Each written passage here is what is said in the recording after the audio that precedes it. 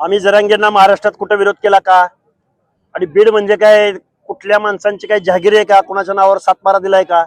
त्यामुळं आम्ही बीडला वाजत गाजत येणार आणि कायद्याचं काम करेल. लोकशाही आहे, इथं काय हुकुमशाही आहे का? आणि बीडमध्ये आम्ही नाहीत का? अरे बीड मधला ओबीसी जर जागा झाला वाहून जाचाल तुम्ही. अरे कशाला त्या जरांगेच्या नादाला लागलाय? एक दिवस महाराष्ट्रातल्या या राज्यकर्त्या मराठा समाजावर ज्यांनी जरांगेला मोठा केला, ज्यांनी जरांगेच्या बेकायदा मागण्याला पाठिंबा दिला, त्या सर्व आमदार खासदारांना एक दिवस अशी पश्चातापाची वेळ येणार आहे की गावगाड्यातला ओबीसी एकजुटीनं जर तुमच्या विरोधात गेला, आणि ते आम्ही जाणार, आम्ही घेऊन जाणार तिकडं. आम्ही राजकारण करायला ओबीसींना भाग पाडणार, कारण आमचं आरक्षण ज्यांनी घालवलंय त्यांना आम्ही धडा शिकवणार. भाषणामध्ये बोलताना तुम्ही अजित पवारांवर गंभीर आरोप केले. हा, जे आहे ते वास्तव आहे ती बोललोय.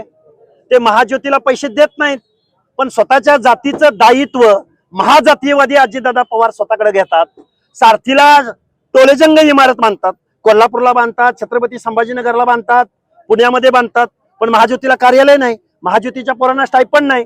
म्हणजे ओबीसींच्या योजनांना 500 कोटी रुपये आणि मराठा समाजाच्या अनेक योजनांना 25,000 कोटी रुपये. काय चाललंय हे? मराठा समाजासाठी हे शासन राज्य करतं का?